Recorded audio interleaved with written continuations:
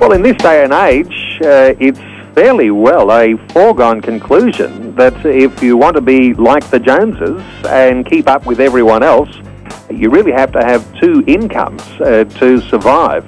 There are challenges when it comes to finance.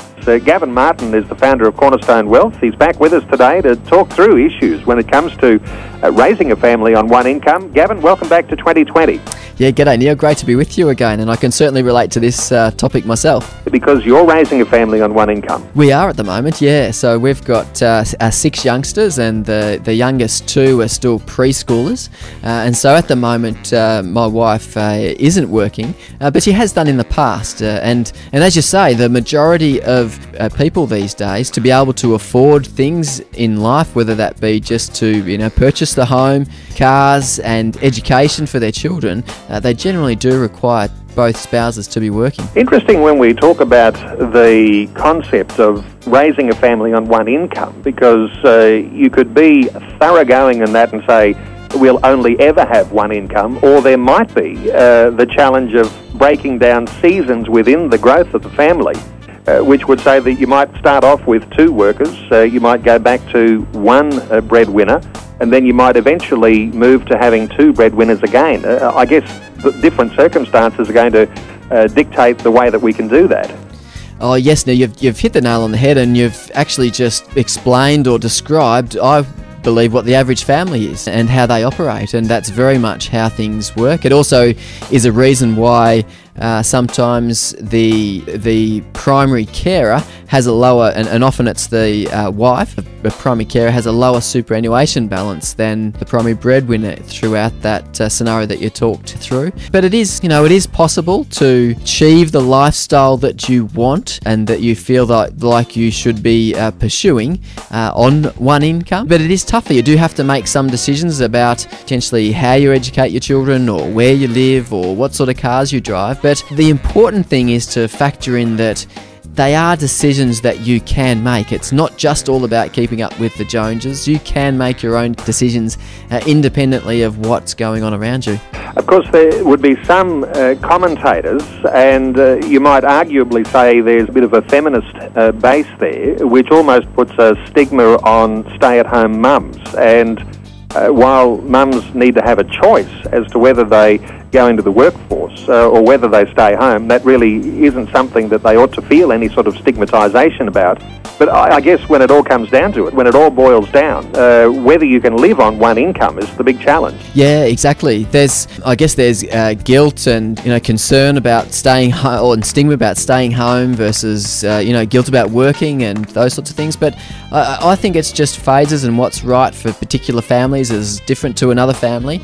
But yeah, the challenge really is particularly with some of the changes in legislation and the way that tax structures work. Is there more aligned, or it's generally better off if you have 2 income earners, because you've got 2 tax thresholds.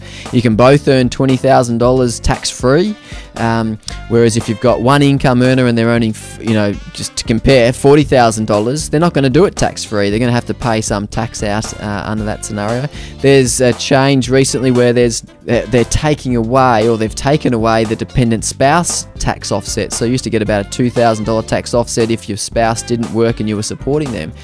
So there's a range of government policies that have changed recently that are really encouraging both parents in the family to work, and that does put the pressure on. The good thing, I guess, is that politicians of all brands are interested in caring for the family. Obviously, they're arguing about who can do it better, but in Australia, we do have a very good safety net for that stay-at-home parent, even though for some they're finding that there's changes there making it harder and harder. But really, the fact that if there is only one parent who's the breadwinner, there is government support which does contribute to the family income. Yeah, exactly. So the family tax benefits do, I guess, counter some of those challenges or the changes in legislations, because if you have a single income family, that generally, if you're earning under what they call high incomes, which depending on the number of children you have is around that $150,000 mark, then you'll get $4,000 or around that figure of family tax benefit.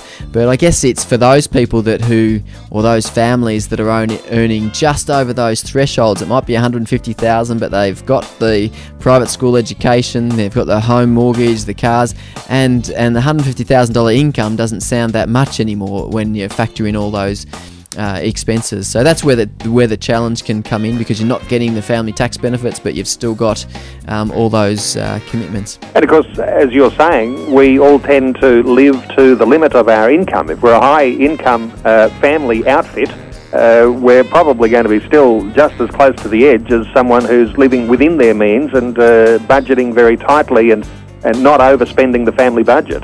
Yeah, exactly. We do spend to our income, so you could have a high income, but often what goes with that is the lifestyle, and people who live on low incomes can actually work well within that budget. But yeah, important thing there is that regardless of what income you're on, don't continue to go into a debt. Try and have your mortgage payments regular, paying down the debt, and try to avoid those redraw facilities that mean that 3 or 4 years down the track you can have a higher amount of debt rather than a lower amount of debt. I see that quite often. I guess where you've got two incomes in a young couple who might be planning a family, I guess that needs to be a part of their overall plan, is that one day they'll go down to just the single income, and for a period of time at least, before that, perhaps it's the mother goes back to work. Yeah, exactly. So prior to that, so whilst they both are earning incomes and there's no kids, it's great to live off one income, save the rest, and that really gives you a feeling of, can we afford to live on one income? But then, yeah, as you say, it might be a period, it might be just a short time of paid maternity or paternity leave that you might be out of the workforce, and then you might be returning back to it after the first child. But yeah, you can work through those, and it's different for each family, I know, but yeah, it's really good to work through those and discuss them prior to actually making significant commitments like purchasing a home. Well, I think I can hear you say, Gavin Martin, that it is possible to raise a family on one income, and there are going to be various circumstances and issues that affect that, but you're saying that it is possible, and but it just takes a little bit of planning and obviously discipline when it comes to the family budget. Gavin Martin, the founder of Cornerstone Wealth, and just to mention that the information provided today by Gavin Martin is not intended to be personal financial information. There are personal circumstances that we all have, and if you do have some questions, you can get in touch with Gavin Martin, or either Gavin or see your financial advisor. Gavin's website, by the way, is www.cornerstonewealth.com.au. Gavin Martin, always a pleasure. Thanks for being with us today on 2020. Great to be with you, Neil.